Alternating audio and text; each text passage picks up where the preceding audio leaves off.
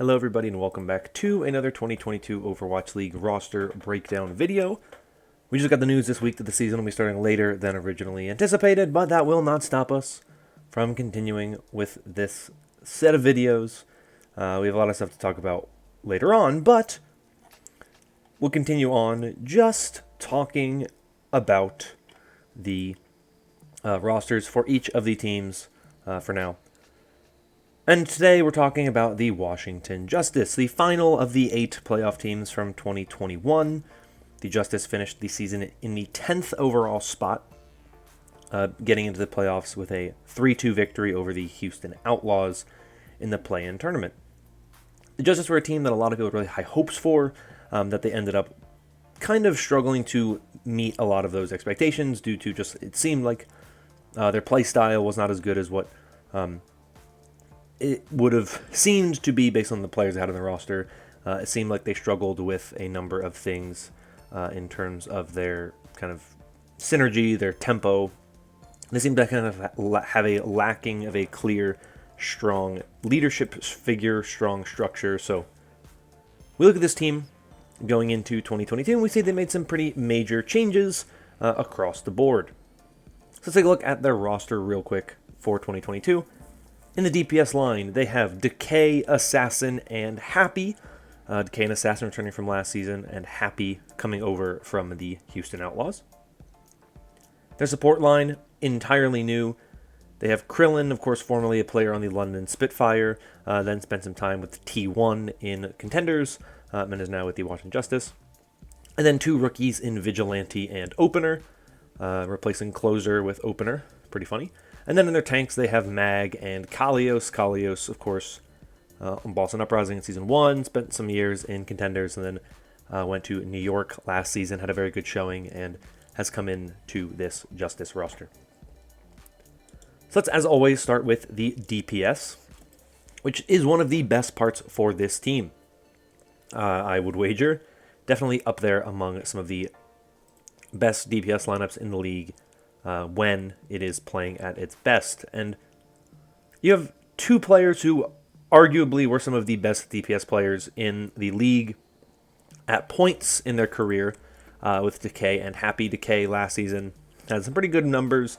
At times, though, he did have some issues where he kind of benched himself, didn't want to play the hit scan roles, didn't really play the Widow or the Ashe or even that much Cassidy. They opted to have Jerry run that position for the most part last season. But Decay is one of the best tracers in the league, and when he is at his best, he looks very, very good. So that is something really, really interesting to look at when it comes to Decay and the way he plays. One of those players who has a really, really, really, really good kind of diverse, flexible hero pool that makes him pretty good. You also have Happy, the other hit scan player for this team. He is someone who plays a very good Widow, a very good Cassidy, a very good Ashe, and even a very good Hanzo as well. I expect Happy to be their full-time hit scan player when it comes to those specific roles. If we're looking at a Tracer Widow or Tracer Ashe, Tracer Cassidy type of meta, I definitely think it would be Decay and Happy alongside each other, with Decay being the Tracer and Happy being the Widow, Ashe, Cassidy, whatever. And then you have Assassin, who is the flex DPS player for this team. So he's going to be, of course, the Genji, the Echo, the Pharah. He does play Sombra. We did see him have some up and down performances on Sombra last season. Obviously, the Memp it was Assassin. He had a couple of pretty bad EMPs last season, but he is a player who historically has been very good on the Sombra. And when his Sombra looked good, it looked like arguably the best Sombra in the league. But it was very inconsistent. So that's one of the things you hope to see out of Assassin, is a little bit more consistency in his play. You just want to see, improvement in that regard, because that is where I feel like he struggled the most in 2021, with just consistency. He sometimes just did not have good performances, and that's something, if you want to be a top-level team, you need to fix and be more consistent with. So definitely one of the things I am looking at when it comes to Happy, Assassin, and Decay as a line is just consistency, right? We saw Decay kind of bench himself at times, didn't want to play certain roles, Jerry's a good player. I don't think he's the best player. I think Happy is an upgrade in that regard, and I think that's a place where you can feel confident. You know, you can look and you can confidently say, hey, if we have Happy as our hit scan player, we're doing pretty well. We have a pretty good, solid guy to be on that role who can really, really, really do a number in a lot of big game situations, who is a really, really talented player, who has a very diverse hero pool. I actually think Decay Happy will probably be the majority of the play we see from this team. I think Assassin is someone who has a very good place on this team. I would make a bold prediction here. People may disagree. People may agree. I don't know. Maybe not as bold as I'm thinking it is. Maybe some people will say otherwise. But my somewhat bold prediction here is I actually think that Happy is going to be the DPS player on this team that is essentially never subbed out. I think that the way that the meta looks to be developing, the way that Overwatch 2 seemingly will develop as a game that is very predominantly hit scan based and DPS based, considering there's only one tank now as opposed to two tanks, so you don't have to worry about as many shields, you have a lot fewer barriers and stuff to worry about. I think heroes like Widow and Ashe and Cassidy are going to be really, really strong. I think Trace will be really strong as well. So I think that there will be a lot of Happy and Decay. But I think that Decay's obvious discomfort on hitscan heroes, despite the fact that I think Decay is an incredible hitscan player. I mean, we've seen him have some really high impact moments on Widowmaker when he was with Dallas and the Gladiators, and even, you know, at some times when he was on the Justice, so he, like I said, didn't like to play it that much. I think that with the pretty seemingly high level of hitscan play that I think we're going to see in Overwatch 2, I think Happy will almost be someone you can't sub out at any point in time. So I think it's going to be Assassin and Decay mostly splitting playtime for this team. That is my bold prediction. The Justice had a lot of times last season where Decay wasn't playing early in the season. I think Decay is a huge playmaker.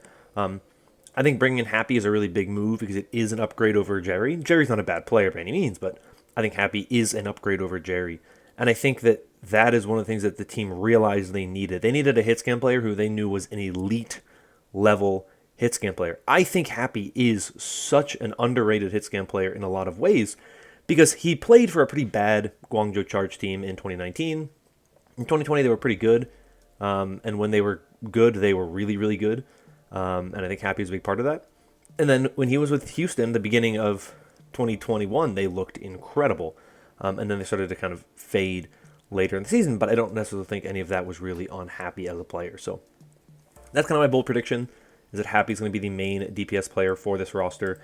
Decay is going to take a bit more of a backseat role than what he's been taking for the past several years, where he is kind of the big DPS player on most teams he plays for.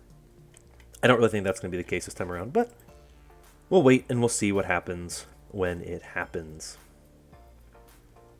Let's move on to the supports, because this support line to me is very, very interesting. As I mentioned, two rookies, and then Krillin, who played with the London Spitfire back in 2019 and 2020, and then spent time with T1 in 2021. I don't think Krillin is going to be the primary flex DPS player for this team. I do believe that he is on this team primarily to serve as the temporary flex support player, while Vigilante is underage. Vigilante formerly played for Talon Esports, played for Element Mystic for a little bit. He jumped around a lot, played for WGS Phoenix in 2020, played for Triumph. Played for 200 milliseconds or 200 ms, but most recently played for Talon Esports for pretty much all of 2021. That's kind of where he played in the majority of his recent career. He's only 17, turns 18 in July 1st, so for the first half of the season, it will just be Krillin and Opener, but assuming that we do see a future where double flex support is a big meta, they can expect to have Krillin and Vigilante there for that second half of the season. Vigilante is definitely the bigger name player, and I know that they signed him kind of as a developmental piece. something that the Justice have actually kind of talked much more openly about than a lot of other teams have. A lot of teams in the past never really mentioned the fact that they kind of picked up players to kind of have them be a piece that they kind of develop. A lot of teams just don't want to do that. A lot of teams want to win now, and so they sign players who can play now and are going to be good now, so that when it comes to those big, games, they don't want to try to build for their future. The Justice seemingly like to kind of take a mix of the approach where they will sign some players to longer contracts who they believe in for the future, while also trying to build in a competitive team so when the player is ready to play, they're not just like disappointing the entire team by having this really terrible roster. So I think Krillin will be just fine for the first part of the season. I actually think Krillin is a pretty good player, and I think that he played for a pretty bad London team in 2020, but I don't necessarily think that was because of him. I think it was just because of the way that team ultimately was built. But Vigilante, definitely the player I'm more excited for when it comes to the flex support role. Opener is the other player. He is currently 17, but he'll turn 18 on April 3rd, so he'll be able to play for the roster when the season begins. He's, of course, your main support player, so he is your Lucio, your Mercy, plays a lot of Brig, which is what I think will be most likely the thing that his role will include. It could be Lucio, it could be teams just want to play fast and do a lot of damage and rush into each other because there's one less shield, and so healing is going to be much more concentrated, and so you need to be quick and decisive. So I definitely think there is a world where Lucio is big for that reason, but it seems like flex support is going to be the bigger thing. It seems like damage is going to be the bigger priority, so I do see a world where Brigitte gets a lot of playtime when it comes to the main support role. There's obviously a lot of flex supports out there that can play it, so would not surprise me to see a number of those flex supports play the Brig. But Opener, I think, will be primarily playing Brig for this team this season, and probably a lot of Lucio as well on certain map types. It's interesting, of course. It's really difficult to kind of guess and predict. I've talked about this several times in most of these videos, that we don't really know what to expect when it comes to the meta and stuff, because we haven't played the game yet. And so it's difficult to predict metas and compositions that will be popular throughout the game when we don't know what to expect, especially when the game has completely changed the way the game plays by changing it to only be one tank.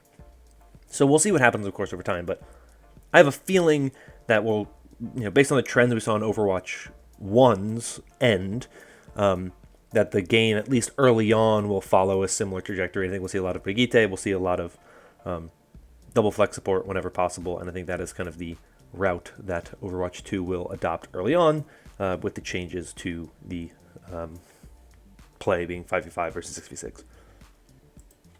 Let's talk about the final two players on this roster.